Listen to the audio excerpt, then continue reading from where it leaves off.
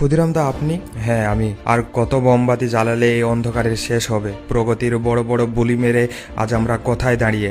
বারুইপুরের মাত্র 11 বছরের একটা নিষ্পাপ শিশু, যার শৈশবটা আজ আমাদের বিকৃত সমাজের লালসার নিচে পিষে শেষ হয়ে গেল। আমরা শুধু প্রতিবাদ করছি। ফাঁসির মঞ্চে যাওয়ার আগে এই বাংলার ধুলো মাথায় মেখেছিলাম।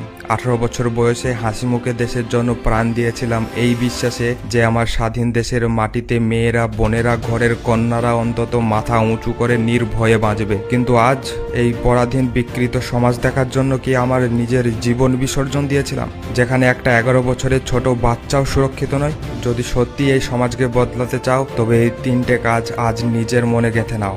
1. পারিবারিক শিক্ষা বদলাও। নিজের মেয়েকে সাবধানে থাকো, সন্ধ্যের পর বাইরে বেরোবে না বলার আগে নিজের ছেলেকে অন্যকে সম্মান করতে শেখাও। নারীর সম্মান রক্ষা করা যে কোনো পুরুষের আসল বীরত্ব, সেই শিক্ষা পরিবার থেকেই দিতে হবে। দ্বিতীয়ত, নীরব দর্শক হয়ে থেকো না।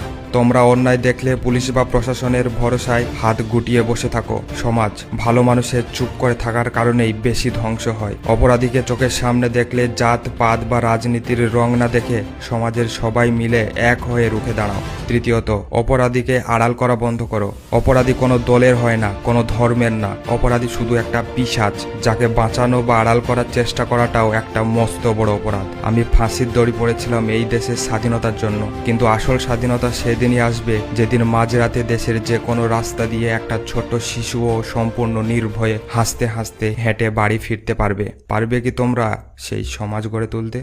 আসুন আজ শুধু সোশ্যাল মিডিয়ায় দুঃখ প্রকাশ না করে নিজের ঘর থেকে পরিবর্তনটা শুরু করি। মানসিকতা বদলাই, ঘরের সন্তানদের সুরক্ষিত করি।